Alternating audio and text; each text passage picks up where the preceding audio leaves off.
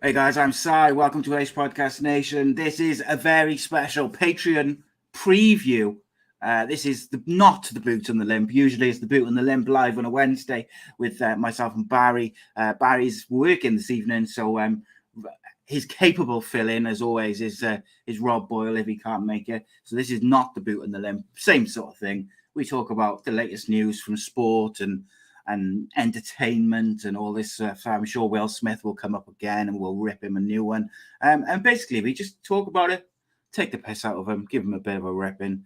But of course, as usual, Ace Podcast Nation, the place where you can get all sorts of shows and series live, recorded, in studio, online, wherever you want. Got a bit of everything. So this show is normally on Patreon, patreon.com/Ace Podcast Nation. For as little as £3 a month, you get 2 shows extra per week, I think it is, or no, 2 shows every 2 weeks technically, because the glitch in the Matrix is every other week. But the Boot and the Limp is every Wednesday. You get early access to some shows, you get bonus news, you get first chance on tickets for live shows and stuff, which might appear when they appear, and on all this sort of different stuff. You get lots of rewards for a price of a cup of coffee, basically, and you keep the channel going. But for tonight, it's free for everyone. Welcome. I'm joined, as ever, by, well, not as ever, for the second time. Too often. Legendary Patreon, the man of 1,000 accents, which I'll explain to the non-Patreons in a minute. It is Mr. Rob Boyle. How are you, mate? You all right? How are we? You all right? Yeah, man. I don't know what the hell I started off with, and in fairness, it was about how you doing, how are we? And he went, how are we? The accents have gone already, mate. It's changed I've lost it. It's three times. It's gone Pete Tong already, but it's only 8:05. Happy days. There we go. So, yeah, mate, good. It's so basically the reason why we call Rob the man of 1,000 accents is because we noticed the other week when he did a show with me and Barry on Patreon, is that as he's talking, his accent just changes from like different ones, like Bristol, Cardiff, Newcastle, just as he's talking. It's all going. But welcome to everyone. Join us. We're going to talk about all sorts of stuff. We'll talk about the South Wales Derby, of course, give that a bit of a ripping. But it's not necessarily just football, just sport. We're going to talk about anything we want, anything you want us to talk about. You can send it in, send in questions, send in subjects. We'll give you an opinion of it. I would suggest that nothing we say tonight be taken very seriously. If you're easily offended, maybe this isn't the one for you, although it might not be as X-rated as it is when it's on Patreon, because get Reese's comment up. Which one? I just Reese. Oh yeah, he says Jesus wept. Yes. I thought that was Hugh Jackman then, looking good, brother. Well, mate, I think he was talking to me, in fairness, but whatever. Take it for yourself. Kate says, how many beers will Rob sink tonight? Well, he's well organised this evening, so instead of storing him in his fridge, he's just got them all next to him, so he doesn't have to get up and kind of go to the fridge and that, which he normally does. So yeah, get all your questions in, subjects, whatever you want to talk about. Sure, we'll talk about Will Smith again, which is always interesting.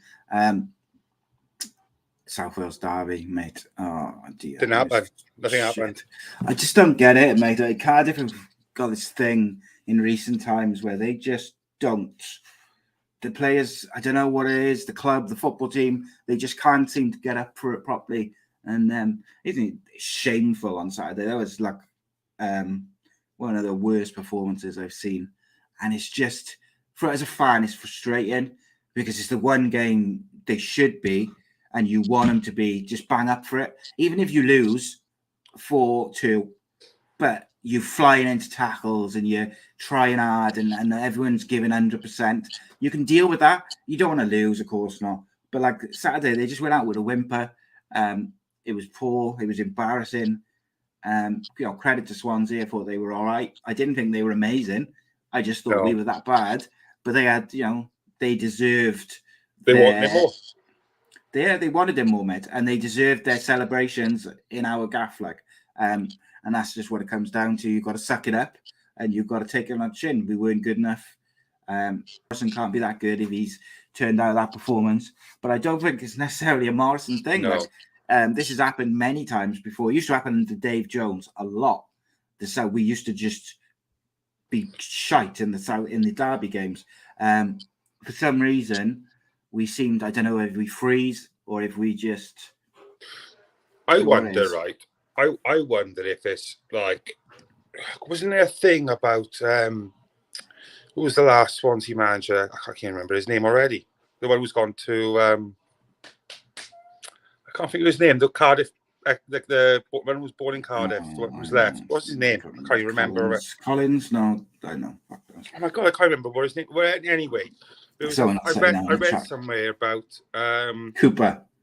That's it. Sorry, I don't know. My mind went completely blank. Well in. He used to show like videos and things like that, from what I understand, like about like to non-Welsh, non-Swansea background people about, you know, what it means to the club, what it means to the fans and things like that.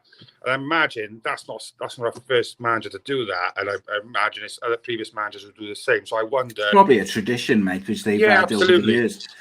But that's the sort of thing like that you should do, isn't it? Like you want to get players up for it. You show them big moments from previous derbies, and you know what it means to the fan. You show them reactions of fans and stuff, because like it's there, isn't it? It's like I don't know. I found it really, really, really frustrating to watch, and I was embarrassed. Like, and I think that's part of the problem. That's part of the thing, isn't it? Is like people.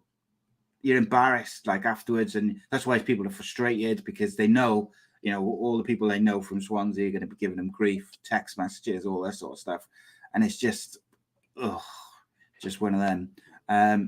But look, Swansea, like you said, mate, they wanted him more. They were the better team on the day. Cardiff got to pick themselves up now and make sure they don't finish this season really flat, because they've been good recently, very good, and what they don't want to do, similar to what happened with Mick McCarthy, is when he got his new contract, they went out the window. Like, they've got to make sure that doesn't happen now. And I don't necessarily blame Morrison and you know, his coaching staff and stuff. I think it was more probably the players. I think being Morrison, as good as you.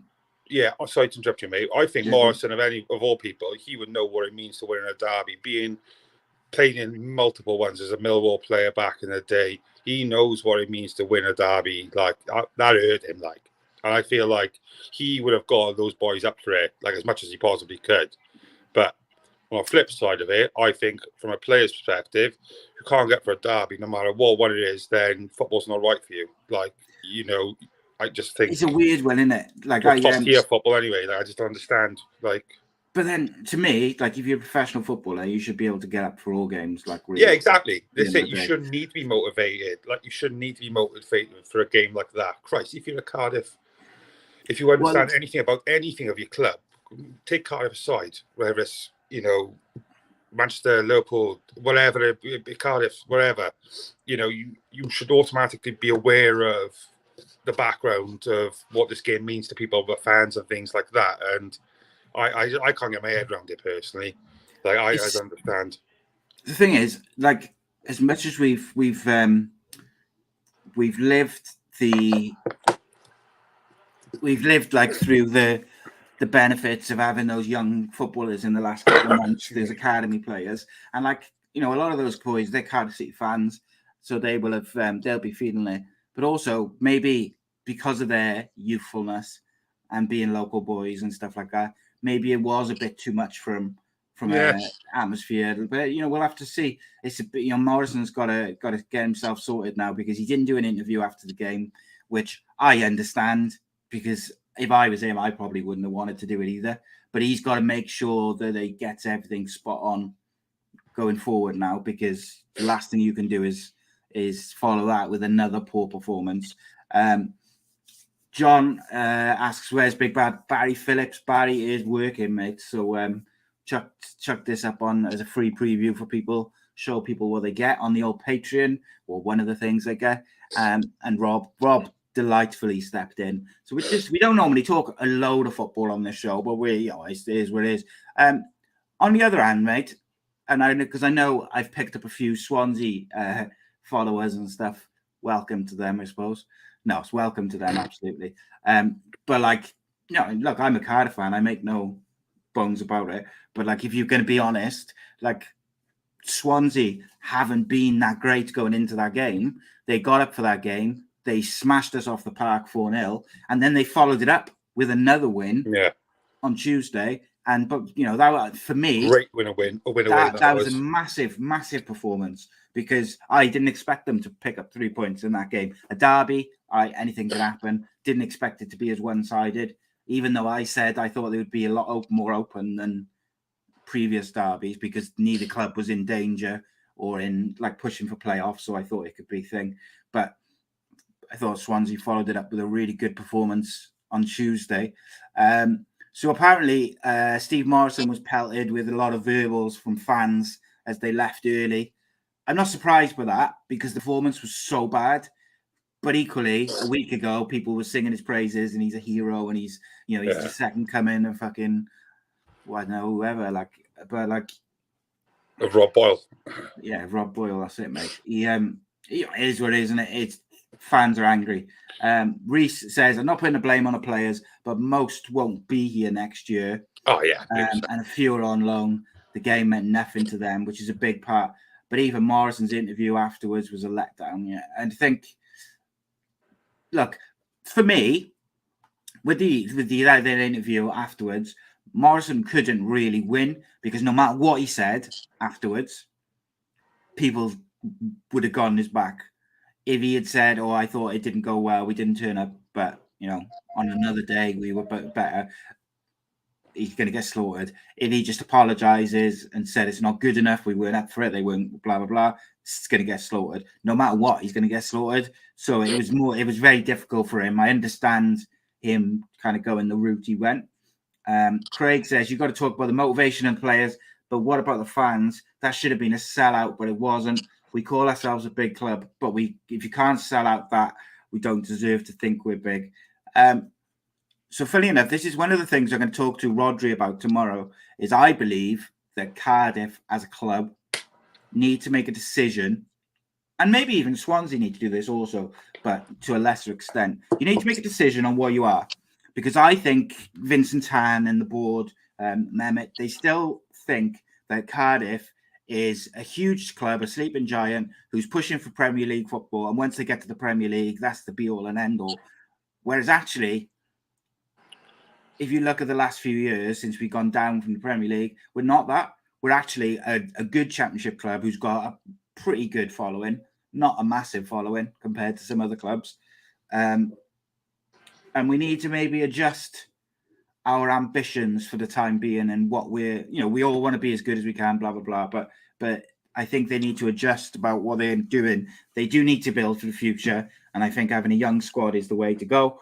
But also, if you've got 4 or 5 loan players in, that's not building for the future either. Because really, unless you make them permanent. If those players are any good, they're not going to be made permanent, because they're here to learn and be better, and then they're going to go back to their clubs or be sold to another Premier League club. So let's be realistic. Of all the loan players we got at the moment, who would come permanent to us?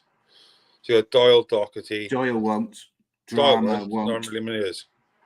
Who else is there? Drama, Doyle, Def. I don't think either of them. Doyle, they both might come on loan again next year.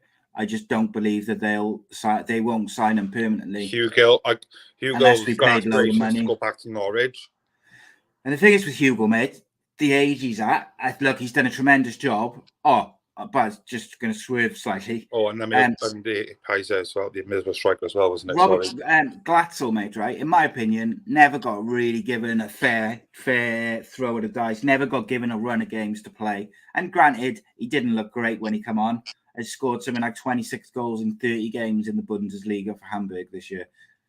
How many times have we seen that? What was the other? What was the Danish guy who we signed and then never played? The big, massive striker in the Premier League. Mr. Injury. Andreas Cornelius. Yeah. So we signed him, Danish international, and then never played him. And then he went back. He had scored goals before he came to us. Then never played for us. And then went wherever he went and scored a shitload of goals again. and plays international football for Denmark. Like, how many times do we need to do that? There was another guy, a fullback we signed and then never played, or a defender who we signed and never played. Like, we do it so often. We sign players, they never get given a chance. No, it's that Benkovic, wasn't it, from Leicester? Didn't kick a ball. Yeah, Did he play like 30 minutes or something, half a game or something, something like that last season? Cornelius and Glatzel, they're young guys coming from foreign countries to live in a new country. Of course, it's going to take them a bit of time to settle. You've got to give them time to like bed in, which is a run of games, mate. At the end of the day, if you've got to take them off after an hour, then do that. Craig says Cornelius was injured, that's why he was never he never played, but he wasn't injured for the whole time he was there. I know he had an injury at one point, but like he was never playing when he was fit. But you know, it is what it is. We got a habit of doing that. For me now, they know, Morrison knows who's going to be there this time next season. For me, he should be literally just like from now until the end of the season, only play the boys who's going to be the next season. Whereas, like, he knows for a fact whether it's any of the loan guys who are going to be staying on, whether it's the guys who's up for contract renewal, wherever's like in doubt, he'll know who's going to be there next season. Wherever's not, I wouldn't let them play again this season, regardless how important they are at the moment. And I would just play whoever's going to play. Whoever he intends to have this time. Come the start of the next season. I would now.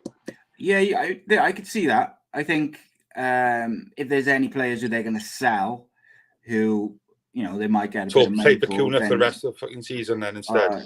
Well, mate, yeah, Bacuna. Even he's made it quite clear that he's probably going to be going. It's kind of one of them, that isn't it? Like, it's such a weird situation with him because he was played as first choice for so long and no one really understood why. And yeah, it's mad to think that boy was right back at the time as well. Jesus Christ! Yeah, they were making space for him, weren't they? If he wasn't playing in midfield, he'd play in defence. He'd play in goals if they could, probably as well. So that's a good point. I think Reece says, Steve Morrison, I think he's referring to, said, I was brought in to make sure we stay up, not to win certain games. That didn't come across very well, and it came across as if he didn't care. I think he's like, on one hand, he's got a point, but I think people would be much more on board with that comment if he says it after you've lost to Derby or to Middlesbrough or whoever. But not after you've not just lost to South Wales Derby, but like absolutely been spanked all over the place and embarrassed on your home ground. Like, you've got to have a bit of something. You've got to read the room, I guess. I think of Morrison as a bit of like an Arteta, for example. Like, maybe a bit right field with this comment, but I think that for me, you need to trust the process with him. I'm a big fan of him. I generally think he's the way forward. It may take a while. As long as I think if we stick by him and recruitment's decent in the summer, I'm not saying by no means we're going to challenge for anywhere near the playoffs next year, but in a couple of years of building, I don't see like there's no reason why he can't take us forward. For me, I think it's an Arteta situation for him where you look at Arsenal now, for example, they went through a horrendous spell and they transitioned to bringing in the youth through their academy, things like that.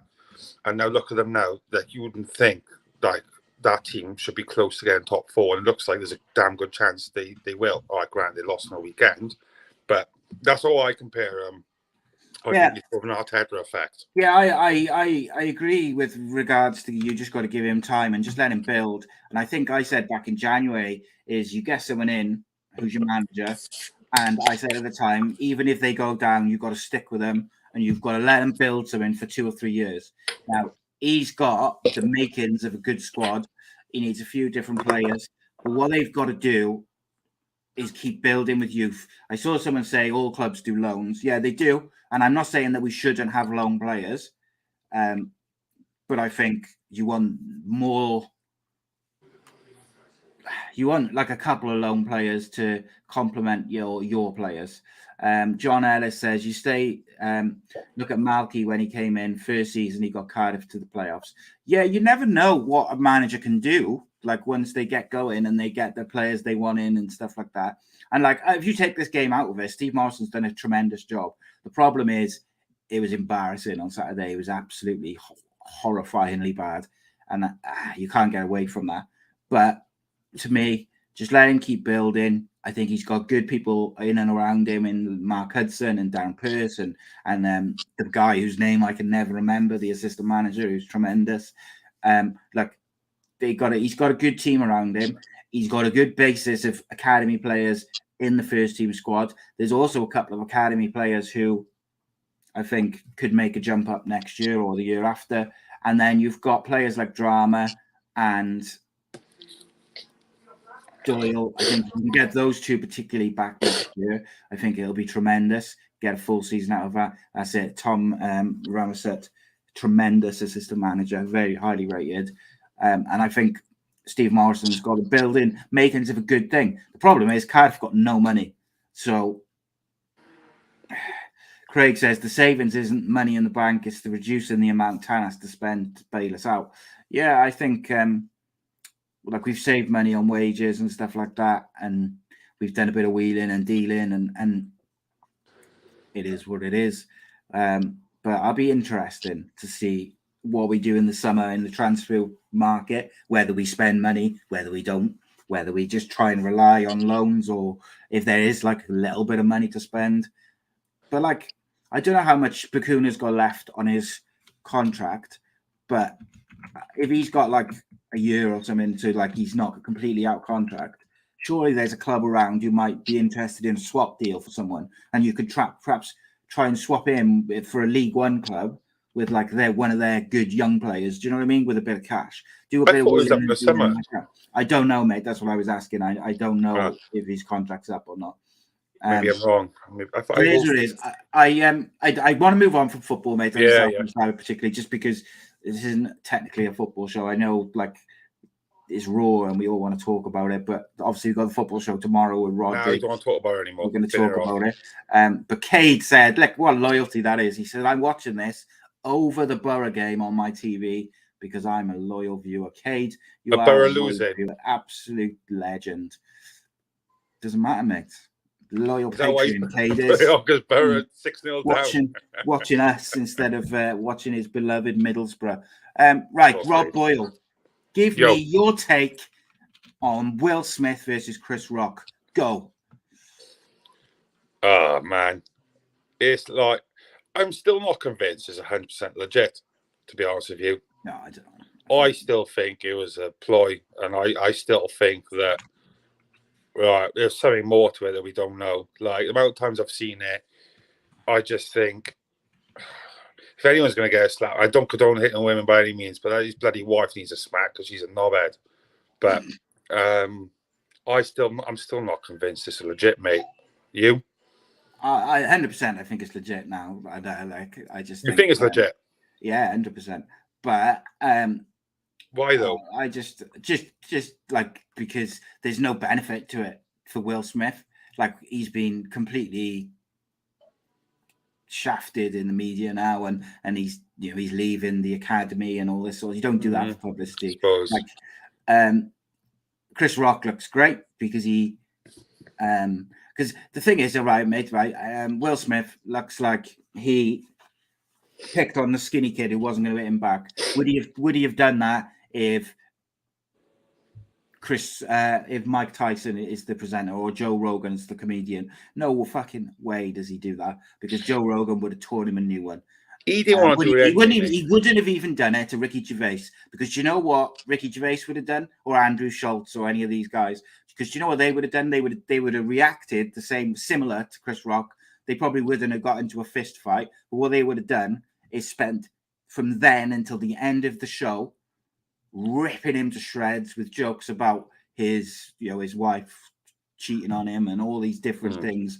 Because I just think, you never know what's going on behind closed doors, but they've also put their personal life out for everyone to know. So you do know some of the stuff Yeah, and she's made Will Smith look like an absolute bellend for the last year. And what's happened, mate? Sorry, it's from what I think has happened is in that split second after the joke, and he laughs, he looks over, she's not laughing, and in his head, his relationship is like it's almost like on the line or whatever, or like he thinks if I don't do something now, like that's it, yeah. Like because she's got him so like pressurized and under the thumb and like whipped, and I just think that he's done something stupid.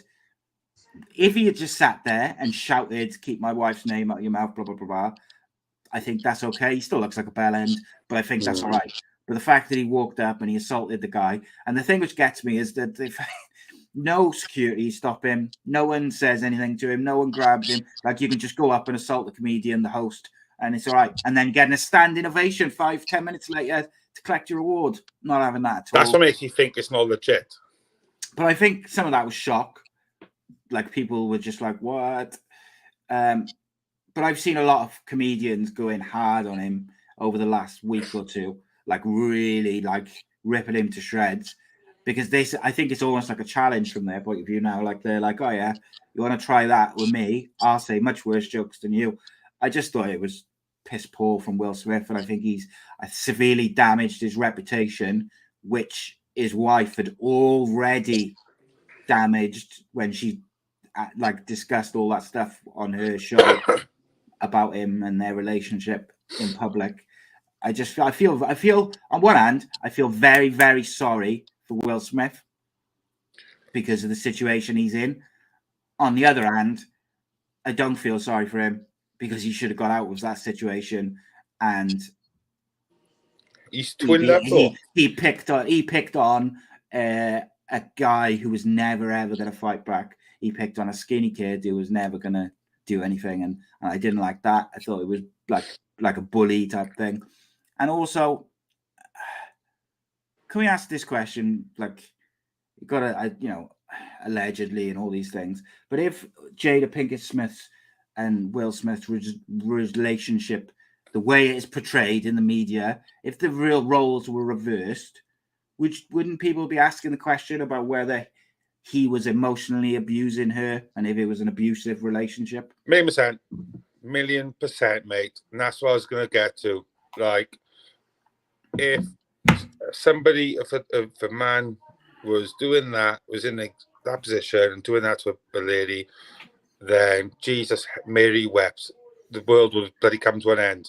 Like, I'm not being funny. Like, it would. Like, it wouldn't have got to that situation in the first place. Yeah, it's difficult, isn't it? Like, obviously, we don't know every ins and outs and that, but I don't know. Like, yeah, I was going to get to that now. Owen says, like, the Academy Awards people said they asked him to leave and he refused. Well, yeah, I'm sorry. Yeah. If you ask someone to leave because they've assaulted the host and they say no, then surely that's what your security is for, isn't it? Yeah, it should. Just because he's an A-lister, he doesn't get to go around assaulting people. It's weird. It's just a weird thing. So yeah, like that was that. Have you seen the thing with I can't remember his name. Oh yeah, I know. Yeah, you know the thing. Oh, that one, that's class. I was back. Yeah, proper, mate, proper. Katie Price has got a new pink supercar. She's doing right for Katie Price, because she's doing right for someone who's bankrupt, isn't it? She got a license, has she? Oh no, has that been sorted as well? Yeah, I don't know, mate. It's a very strange one. Have you seen the Jimmy Savile documentary on Netflix, mate? No, I do want to watch it though. Have you seen it? I haven't. I am going to watch it. It's going to piss me off though. So like, I'm going to what I'm going to do. I think me and Reese are going to watch it and do like a conspiracy theory type thing on show on it. Just talk about it and that. But like, it's going to infuriate me, and I don't know whether it's good for my blood pressure, mate. It's going to really wind me up. Yeah, stuff like that interests me. Like, I know how smelly he is, like, but like, stuff like that interests me, and I just want to, I don't know, just I like stuff like that, like real life documentaries about no matter like how much of a weirdo they are, how much of a creep or pedo they are, like, you know what I mean? Yeah, I don't know, mate. I don't know what that says about me, in fairness, mine, but there we are. BBC, mate, are going to come out of it bad, I'd imagine, even worse. And I think it's going to drag, because they tried to put a stop to it, didn't they? The documentary, because it's they're not going to come out. They've tried to put it to bed, haven't they, since it died, because they know how bad they look coming out of it. Who would like an announcement about Monday? Should we do that now? Who wants it? Who wants an announcement about Monday? Not yet. I'm gonna build some anticipation. You bloody tease. In tease. I might even drop the odd hint here and there, but we'll see. It'll go. So what you watched on TV this week, then, Robert? I thought you were going to call me Rory then. I don't know why. Rory McGregor. I tell you what I really like watching, which is finished now, which I'm absolutely devastated about, is it's that good. I forgot the name of it. The singing program, where they have like people pretend to be like singers. So like have people like Lionel Richie's and all that. Stars in Your Eyes. Yeah, it's like I'm on Starstruck. That's the one. Do you not watch that?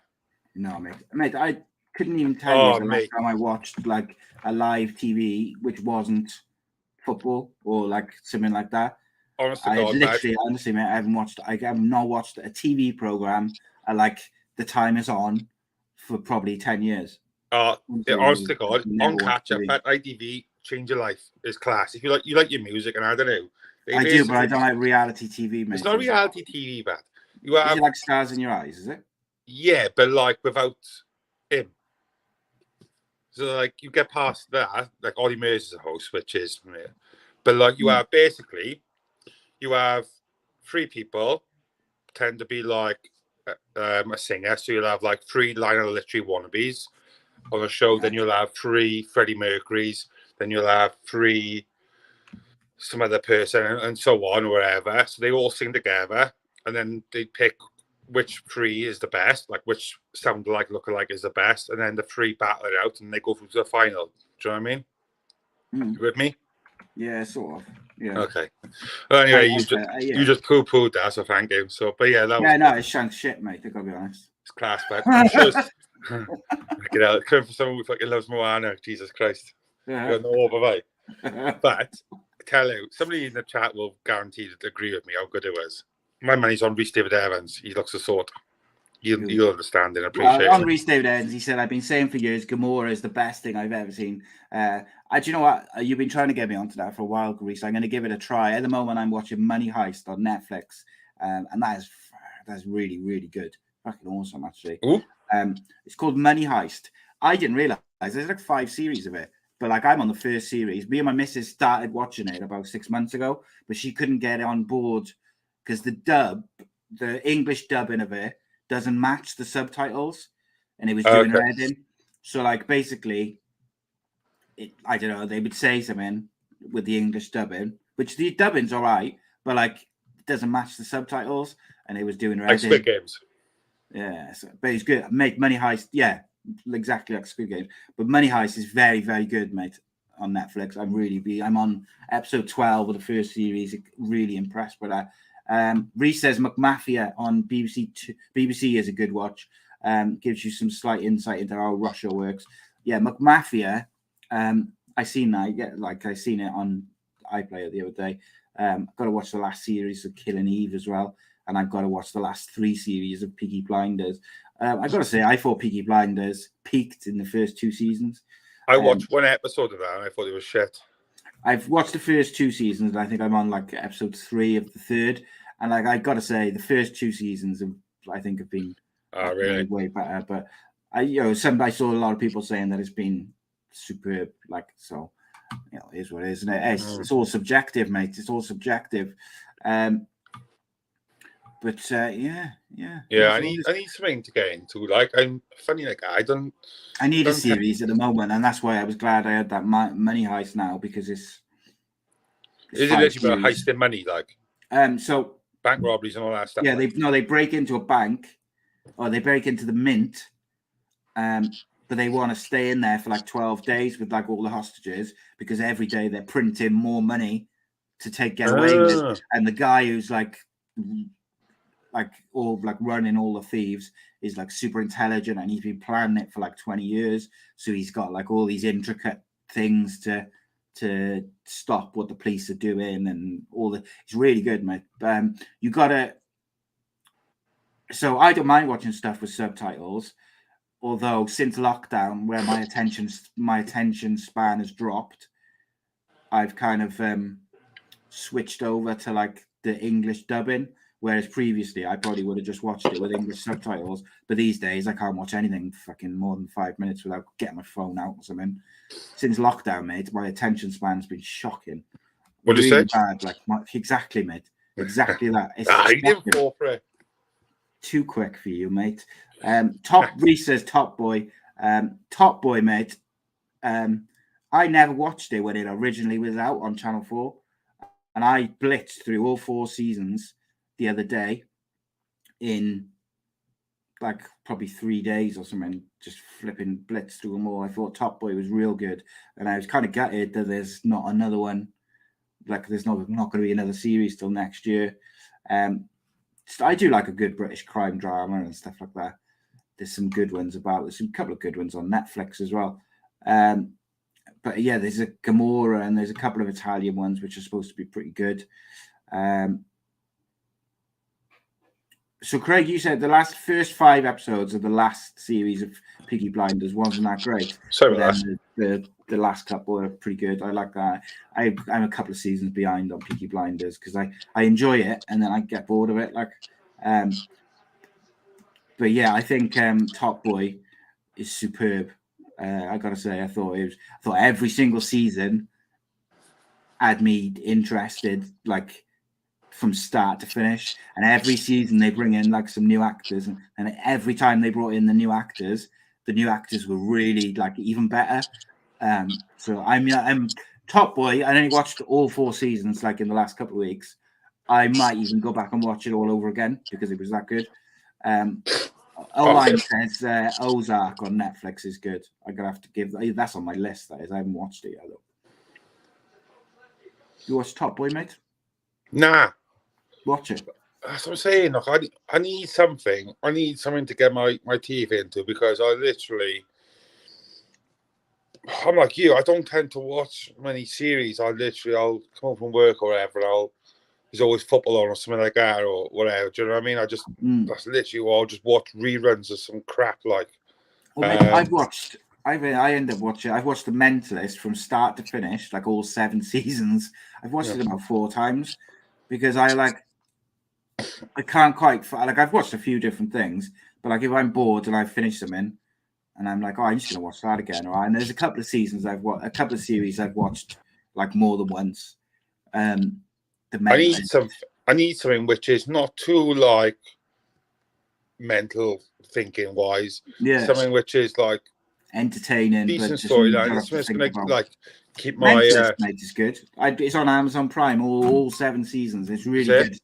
It's light-hearted, but it's also got like a serious side to it, and it's easy to watch. But there's also like an overarching, interesting story. So if you want, is it like modern day stuff, or is it? It is set in modern day. Like he used to be a fake psychic, and then his wife gets murdered by a serial killer, and then he joins the police as like a consultant, or the FBI is like a consultant, but he's like really good at spotting, intricate details, and he'll set up elaborate traps and stuff. It's really good, but it's easy to watch. So you kind of like, it's just easy. Do you know what I mean? Like without having to think like. I'm gonna go mad thinking ways. Like I'm going to use. Me and my missus are on the second series of Line of Duty. That's really good.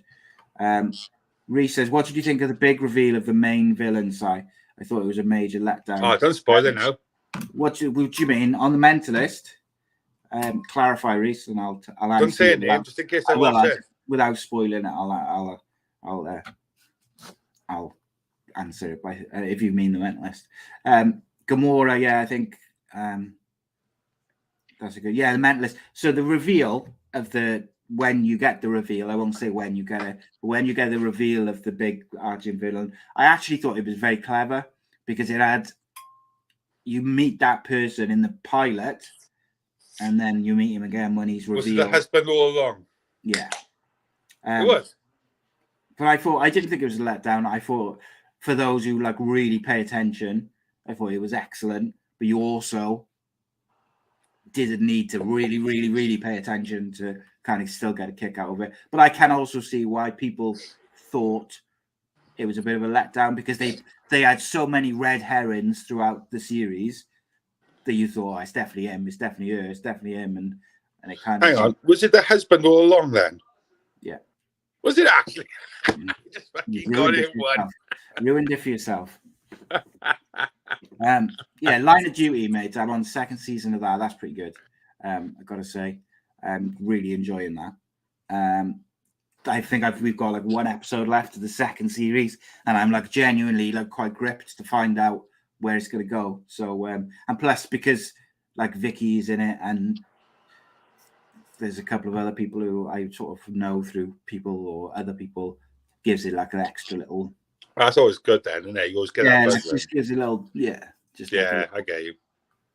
Thing. It's I would like when UFC London was on the other day,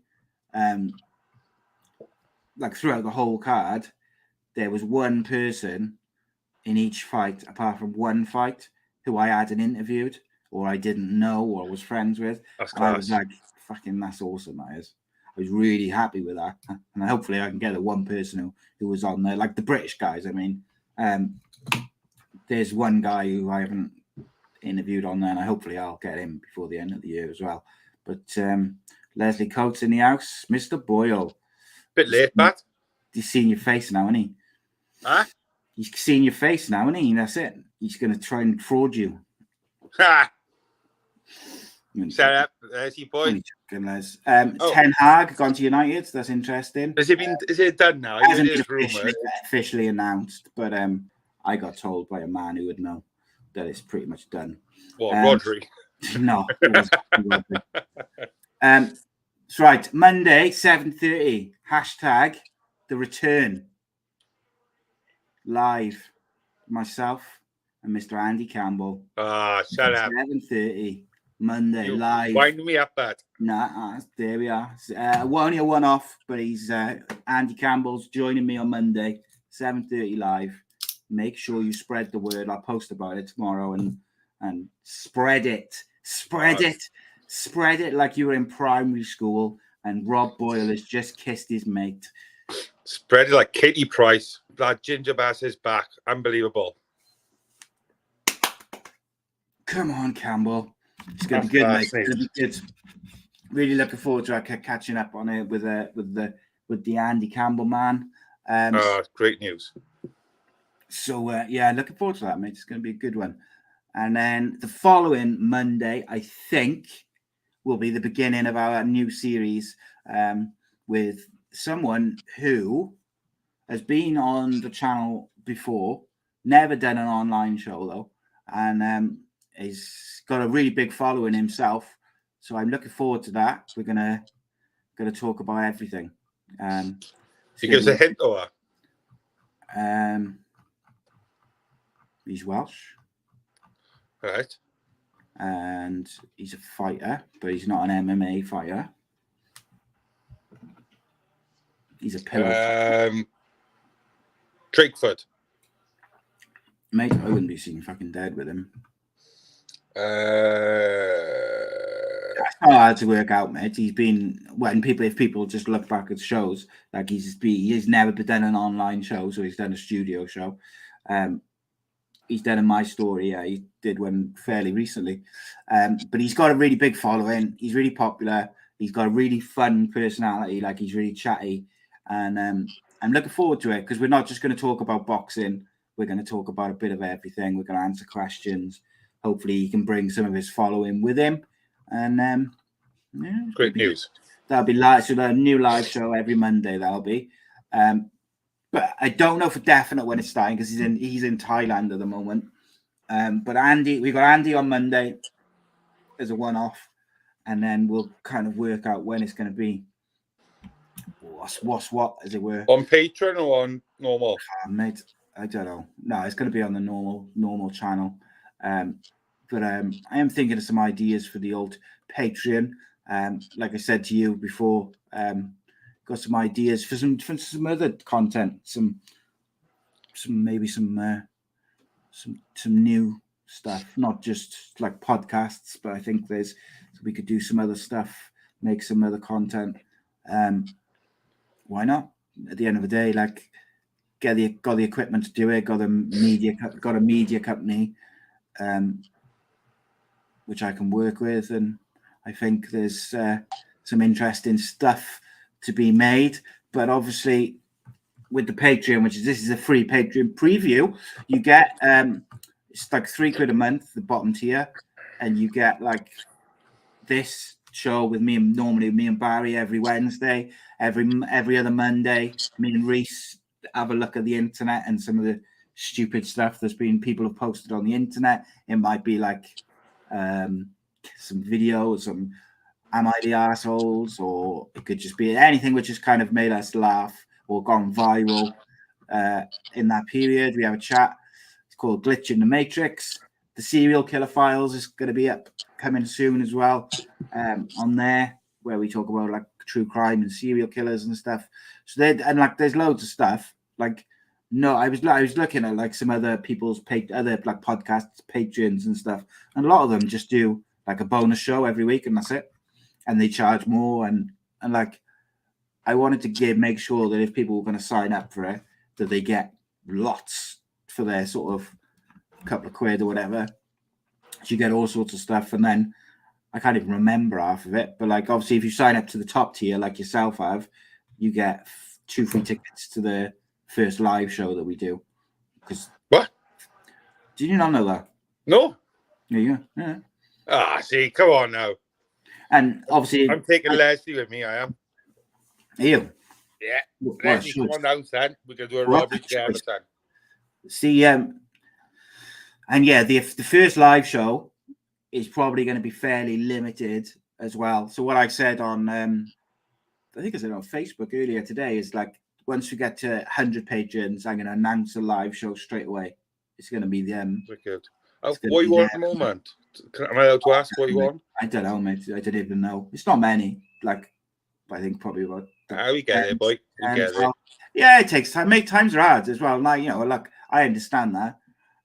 My thing is, I've got to find a way to like break even because I'm hemorrhaging money doing podcasts and making content. So I've got to try and find ways to do it. I've got to find more sponsors and things like this. It's just the way it is. Life is life. But I understand everyone's struggling a bit at the moment. So it is what it is. Don't want to focus too much on that. It's just a way for me to give you guys extra additional bonus content, different content, and also a way for you guys to support the channel and keep us going, keep us ticking over. Everything which comes in goes back into the channel anyway. So like, it's just a never ending. Right, questions. You got 10 minutes and 15 seconds to ask as many questions as you want from now. Go. I'm going to ask you some questions, Rob Boyle. What's your favorite song of all time? Oh, what? Sorry. Favorite song of all time? Ooh. Come on, you haven't got time to think about it. I will go. Just answer it. Boyzone, no matter what. What a banger. Boys to Men. What'd you say? Boyzone. Boyzone, no matter what. My karaoke go-to, mate. Honest to God, top tier song. No matter what they say. Cha-cha. You got a good voice then, Rob, yeah? Oh, class, man. Do you sound like you drowning cats? I sound like I'm drowning a freaking kitten in the water, son. Oh, mate. Unbelievable. Top tier music. What's if you were on an island and you were going to be there for the next year and you could only have one music album to listen to, What would it be? I would go for Google Dolls, Dizzy Up a Girl. Are you aware of them? Yeah. Oh, just checking. First album I ever bought, actually. First album I ever bought was Google Dolls, Dizzy Up a Girl. My musical knowledge is pretty good, and my musical taste is pretty eclectic. I do like a good thing. And funny enough, we obviously I've done that show with Lakey, didn't I, about Cardiff Swansea recently, and we done one before. Like, and the both shows I've done with him have been really popular. We get on quite well, and we're going to do one on. I think we're going to do one on the music scene. We're going to do one on some like clothes and fashion and shit like that. Got a lot of good stuff coming. I'm also doing a show with Rodri soon. Probably the next time he's in Cardiff. I think later this month we're going to talk about like the Hacienda and stuff, because I was banging his era, because he's a bit older than me. So I'm really interested in, because that's like my favorite musical era is like the 90s and like the Manchester scene with the Stone Roses and the rave scene and all that sort of thing. That was like, I find it like really interesting. So to be able to speak to someone who's got a bit of an insight into the Hacienda and stuff, I'm quite looking forward to that. If you could interview one person who is currently alive, who would it be? Apart from me. That's the point. No one ever gets to interview me, ever. Never, ever, ever, ever felt so low. Oh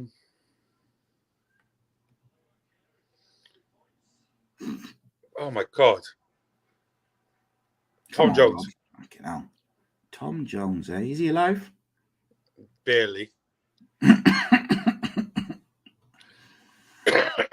Leslie said, "Can you keep your head still so we can get a good photo for the fake driver's license?" Funny boy, isn't he? So yeah, we're obviously back tomorrow live with Rodri, but be interested to hear his take on the Cardiff Swansea game. Obviously, Ten Hag is pretty much seems to be a done deal for United. I know there's a few people in the chat, like Reese, who thought Pochettino was a better choice. I'm interested because I think out of the two, I think Ten Hag is the most likely to get rid of certain big name players like Ronaldo, for instance, and people like that. I think he's going to want to build like young. He's going to bring in some young players from Leipzig and Ajax and these places. Did he wants to have Steve McLaren as his number 2, though, apparently? I think that's a great choice, mate. I got to be honest. I don't know. Wally with the Brawley. Come on. Mate, he's wearing. You ask anyone who's like that freaking Dutch accent. He was. Oh yeah, of course. He's got all sorts of stupid stuff, isn't he? But like as an assistant manager, he was one of the best. He's a good number 2, mate. And I think he knows the club. My only question with him is like, it's 2022. Is he still going to be one of the best assistant managers around? The thing with Fergie is he always evolved as football changed, and you saw that by him changing his assistant manager quite often. And it just depends on if Steve McLaren's done the same. Just a quick one. God, Rob. Leslie put on about, do I think Middlesbrough going up? Are they winning at the moment? 0-0. I do think they got. I think they'll go in the playoffs. I think they was 7th or 6th when I looked. I'd like it. To be fair, I would genuinely like it if Borough goes up. Not because of our connections, but I would. I see. This is the thing, like, because I know a few people. Like, we've got a few viewers who watch Middlesbrough and Andy, and I've got a few mates who are Middlesbrough fans as well. I got a soft spot for Borough, in fairness. But if I'm being honest, so in the playoffs at the moment, it's Huddersfield, Luton, Forest, Sheffield United, and then Middlesbrough in 7th. If I'm being honest, I would rather see Luton go to the Premier League, and I'd rather see Forest go to the Premier League ahead of Middlesbrough. But I'd also be very happy with Middlesbrough getting up as well. I got a bit of a thing for Luton because they're yeah. And there's no way they should be in the playoffs. I hate Fulham. I can't stand them. Like, they're literally such a yo-yo club. Like for me, if Cardiff can't get promoted, I'd like to see, Luton, Borough. And I do like Bournemouth as well. I do like Bournemouth. Mm. It's going to be interesting, mate. There's so many teams in that league which are underperforming, like Stoke and Swansea and Cardiff. Bit of a poor West season, Brom. in fairness. But it is. But then you got teams like Borough, Blackburn, Sheffield United, Forest, Luton, Blackburn, they're all doing really well. Millwall, I think, are still going to make a late run for it myself. Just on Steve McLaren very quickly before we finish. Leslie says he won Borough their first trophy. Reece says he won the league with FC20. He's highly respected within the Dutch league. And I do think as a number two, listen to anyone speak about him as an assistant manager, he's very, very highly rated. My only question, like I said just now, is whether he is still able to do that in 2022. Has he evolved? He's been out of the game for a while. Like, the football's changed a lot in the last 5 years or so. Reece says, do you think Ten Hag gets given respect and time? I think Ten Hag will, because I think it's going to be slightly different. I think Ralph Rangnick's going to work above him as some sort of consultant. And I think that Ralph Rangnick's been doing the groundwork already in this time he's been there. And he's got a list of players who are troublemakers, got the wrong attitude, or are not the right fit for what they want to do and move the club forward. And I think United will end up getting rid of Pogba, Ronaldo, maybe like Luke Shaw, Wan-Bissaka, maybe even people like Maguire. I think they're going to have a massive clear out over the next couple of years. Some of those players are out of contract anyway. We'll talk about it in more detail tomorrow. We got 2 minutes left. Get your nominations in for the bell end of the week. Last week's bell end of the week was Will Smith. I'd be quite happy to give him again. But who do you think is the bell end of the week, and why should they be the bell end of the week? Get them in the comments now quickly. Rob, have you got any nominations this week? You can't see past Will again, can you? Yeah. Really? I don't even see who. Do you know, there I got a nomination. Is the guy who tried to sue Ed Sheeran for copyright, because so basically this grime artist called Sammy Switch tried to sue Ed Sheeran for copyright thing for the oh why that like hook, and because he's got a song which is called Oh Why and whatever, or the other way around, whichever way around. And he said that Ed Sheeran nicked it off him, blah, blah, blah, blah, blah. And when you listen to the song, it's like, yeah, there's a bit of similarity because it's the same, it's a similar wording and it's got a similar riff to it. But like Ed Sheeran won, and he said in his statement afterwards, he said there's 62,000 songs released on Spotify every day, and whatever million every year. There's only 12 musical notes. So there's only so much you can kind of do with those notes. So you're going to get similarities and things like that. And what these people do is they see someone who's a big artist, and if they've got something which is a bit similar, remotely similar, they take it to court and hope that the rich artist will just give them, like, pay it out of court to avoid the hassle. And it's wrong. It is wrong. People abuse the copyright thing, unfortunately. So it'll be interesting to see. Is it still there now? Is it going through court at the moment? No, it's being settled today. Like Ed Sheeran won, and like that guy's song has got like nearly 2 million views on YouTube now, and that is a win-win for him. That's because of that court case. He's got a win-win. So he's, you know, as long as he was clever and monetized there before the court case, he would have done well. Leslie says Boris Johnson, bell end. What's he done now? What's he done now? Reece David Evans says Matt Letitia. From what I understand, he's saying the media are making up the fact that war crimes are being committed by the Russian troops in Ukraine. But it's not the media, is it? It's the flipping it wasn't the media who said it, was it? It was the Ukraine president, and he showed photographs proving it. By all accounts, Tiss is saying it's a conspiracy theory, a lot of it.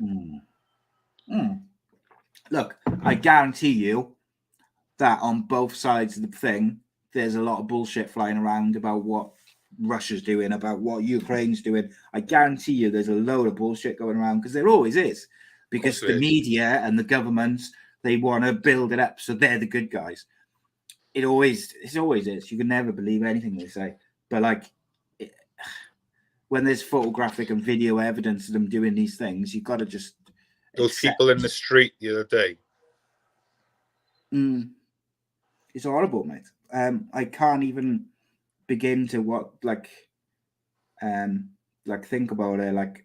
And it's just a horrible situation all around, buddy. And people to me, so when I was doing the conspiracy theory show regularly, Reese wanted to do a show on COVID just to discuss the various things going around about why people thought it was a bit of a conspiracy. And I was like, I think it could be a really interesting show, and I think it could be quite interesting to get into some aspects of it. But I said, there's so much, it's too recent, it's too no, going on, not yet. And I think in a few years, when there's more evidence and things like that, that's when you can look back on COVID and wars, and we can all look back and laugh. Yeah, well, hopefully, if we haven't been blown to smithereens, mate. Imagine to keep it 2 meters to go into a shop class. Yeah, it's a weird one. What? So we'll all agree, man. I'll go with Reese's Lattice.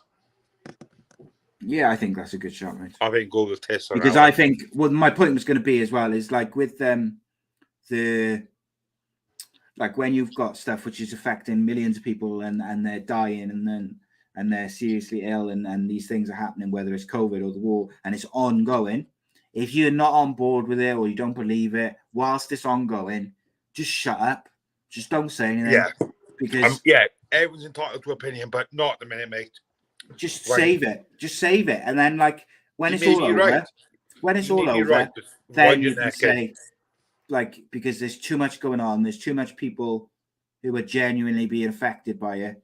Do you know what I mean? And I think that was the same what I felt with COVID. I just thought I knew people. Too raw. Yeah, you just got to leave it. David Cottrell, since COVID's calmed down, has been quite openly questioning stuff. And I don't think he's doing anything wrong now, see? So people have been criticizing him, saying he's a conspiracy theorist and blah, blah, blah. But actually what he's doing now that it's calmed down and stuff, is he's asking questions, and he's saying a few weeks ago, all we heard was this. Don't go out, don't blah, blah, blah. And now suddenly it's every man for himself. Yeah, and it's just, he's just asking the question, but people are so programmed to believe everything that the media tell you or the government tell you. They just attack people if they ask a question. It's chill out, man. They wouldn't like some of the stuff I've talked about recently, not what to do with COVID, but other stuff, because I've been asking questions, or someone asked me a question about certain things, which are certain subjects, which if you questioned it in public, you get shouted down and called all sorts of names. And I was like, well, just talking about it. I'm not saying an opinion either way. Just discussing it. But you can't do that no more. Right, guys and girls, it's been a pleasure. We've gone 4 minutes over the allotted 59 minutes. You lucky buggers. Absolutely disgraceful. I hope you've enjoyed this free Patreon preview. I encourage anyone. Over 4 minutes of my life. Please, that's the first time for everything, mate. First time for everything. Even Rob has lasted longer than he's ever lasted before. And guys, please do sign up to Patreon. I cannot tell you how much of a difference that £3 a month makes to the channel, to me, to everything. And you get a load of good stuff in return. Love you all. See you tomorrow, 7:30, Rodri Gig Show live. Nice one, Rob. Be safe. Rob's a twat, by the way.